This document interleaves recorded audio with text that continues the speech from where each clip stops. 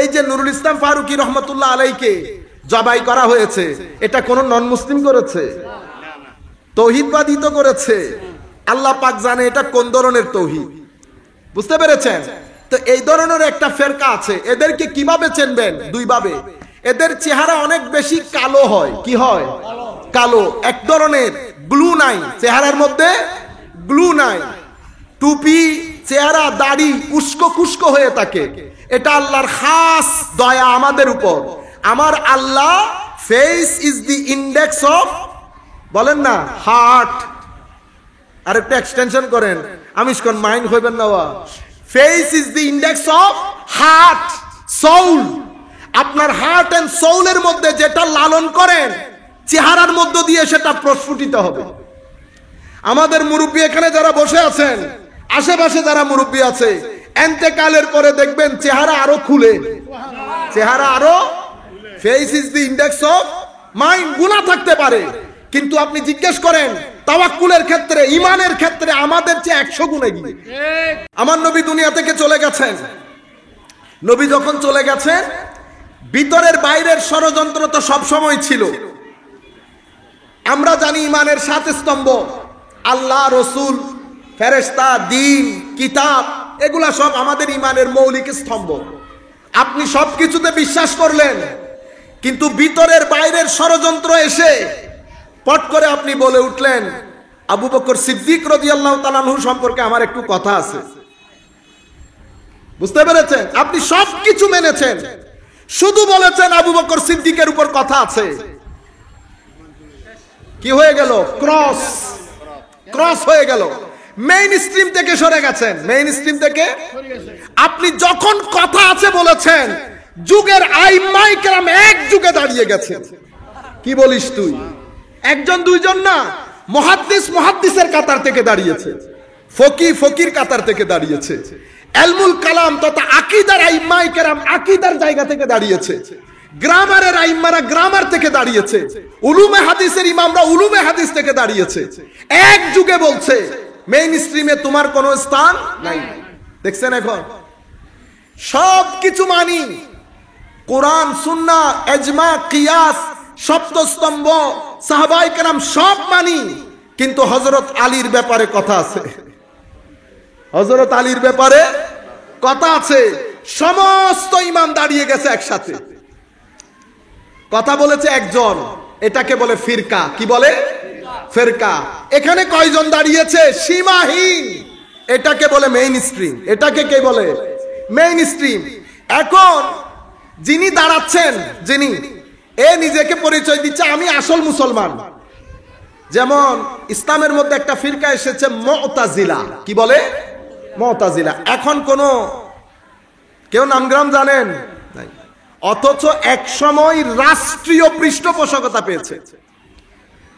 আমি আহলে হাদিসের ভাইদেরকে বলি, আজকে গিয়ে বাসায় লিখে রাখবেন। আপনারা মনে করছেন এখন রমরমা অবস্থা, এটা ইসলামের ইতিহাস আমরা আমাদের ছেলেরা পড়ে না বিদায় জানেন না।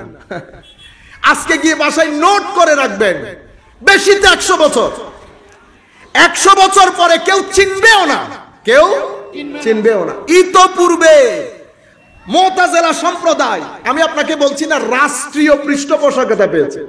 যখন মুসলিম দুনিয়া পুরা পৃথিবীকে শাসন করতেছে, প্রায় 3 মহাদেশ, সেই 3 মহাদেশের মেইন সেন্টার থেকে রাষ্ট্রীয় পৃষ্ঠপোষকতা নিয়ে ইমাম আহমদ ইবনে হাম্বলকে বন্দী করেছে, মেরেছে, অতঃপর শহীদ হয়ে গেছেন ইমাম আহমদ ইবনে হাম্বল নির্যাতন, মানসিক টর্চারে। একজন আহলে সুন্নাত ওয়াল জামাত আর একজন মুতাজিলা। আজকের প্রজন্ম মুতাজিলাকে চিনেও না। সাধারণ মানুষ কি বলবো? আমি যদি উলামায়ে কেরামের কথা বলি, যেহেতু এখানে সাবজেক্ট না, আমার সাবজেক্ট এটা, ফেরকা আমার সাবজেক্ট, আকীদা আমার সাবজেক্ট হিসেবে আমার পড়তে হয় বা পড়াইতে হয়, কিন্তু আম উলামায়ে কেরাম যারা এগুলা দরকার হয় না, ওনারা জানেনও না মুতাজিলা ফেরকার আকীদা কি কি। এরা কিন্তু অনেক ইন্টেলেকচুয়াল, অনেক লজিক্যাল, রেশনাল অনেক বেশি, কিন্তু পৃথিবীতে তাদের কোনো চিহ্ন আর বাকি নাই। কেন? কারণ আমার নবীর দ্বীনের হেফাজত আমার আল্লাহ করবেন, এটা আল্লাহ দায়িত্ব নিয়েছেন। আমি আপনাদেরকে এখন কথা যেটা বলতে চাচ্ছি সেটা হলো, এখান থেকে সবাই একসাথে কথা বলতেছে, এখানে একজন, দুইজন, তিনজন। এরা যখন কথা বলে এরা নিজেদেরকে বলতো আসহাবুত তাওহীদ ওয়াল ইতিদাল, মানে আমরা হইলাম তৌহিদপন্থী, আসল মুসলমান সবাই। তো যারা সাহাবায়ে কেরামকে গালি দিত আমরা তাদেরকে বর্তমান যুগে, আপনারা মাইন্ড করবেন না, আমার তো বলতে হবে ঠিক না, রবিবারকে রবিবার বললে সোমবার কি মাইন্ড করতে পারবে না, এদেরকে আমরা শিয়া বলি। কি বলি? শিয়া। এদের ঘটনা কি, ইনারা মনে করেন হযরত আলী রাদিয়াল্লাহু তাআলা আনহু আমার নবীর একমাত্র খলিফা, এটা আমার নবী মনোনীত করে গেছেন। সুতরাং হযরত আলীকে খেলাফত না দিয়ে আবু বকর রাদিয়াল্লাহু আনহু গ্রহণ করা, এটা ওনার উপর ইনজাস্টিস হয়েছে।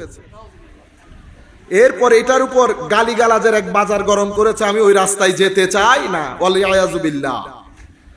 তবে শিয়াদের মধ্যে প্রায় 25 থেকে 35টার মতো ফেরকা রয়েছে, সাব ফেরকা। কিছু ফেরকা আছে শিয়াদের মধ্যে, এটাকে গুলাত বলে। কি বলে? গুলাত, সীমালঙ্ঘনকারী, যারা হযরত আলী রাদিয়াল্লাহু তাআলা আনহুকে প্রায়োরিটি দেয়, কারণ এদের মূল হচ্ছে ইহুদি জাতি।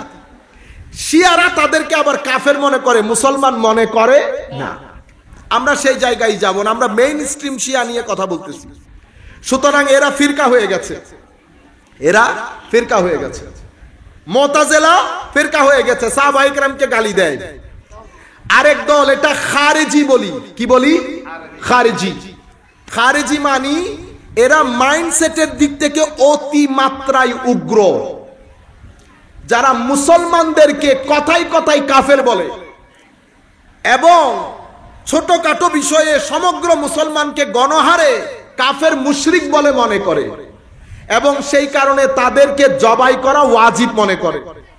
এই যে নুরুল ইসলাম ফারুকী রহমতুল্লাহ আলাইকে জবাই করা হয়েছে, এটা কোন নন মুসলিম করেছে? তৌহিদবাদী তো করেছে।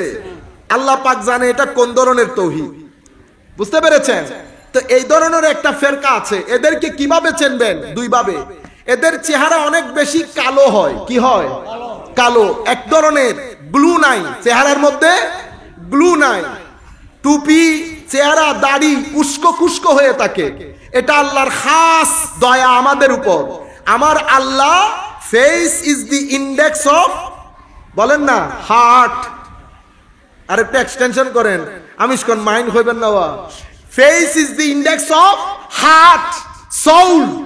আপনার হার্ট এন্ড সোলের মধ্যে যেটা লালন করেন, চেহারার মধ্য দিয়ে সেটা প্রস্ফুটিত হবে। আমাদের মুরব্বী এখানে যারা বসে আছেন, আশেপাশে যারা মুরব্বী আছে, এন্তেকালের পরে দেখবেন চেহারা আরো খুলে, চেহারা আরো। Face is the index of mind. গুনাহ থাকতে পারে, কিন্তু আপনি জিজ্ঞেস করেন তাওয়াক্কুলের ক্ষেত্রে, ঈমানের ক্ষেত্রে আমাদের চেয়ে 100 গুণ এগিয়ে, আমাদের চেয়ে 100 গুণ এগিয়ে। কিন্তু আপনার ভিতরে যদি মুসলমানের ব্যাপারে বিদ্বেষ থাকে, আপনার ভিতরে যদি আউলিয়ায়ে কেরামের ব্যাপারে বিদ্বেষ থাকে, আমার নবীর ব্যাপারে সংকোচন থাকে, আপনি তো মুসলমান। এই কিছুদিন আগে অনেক বড় জায়গা থেকে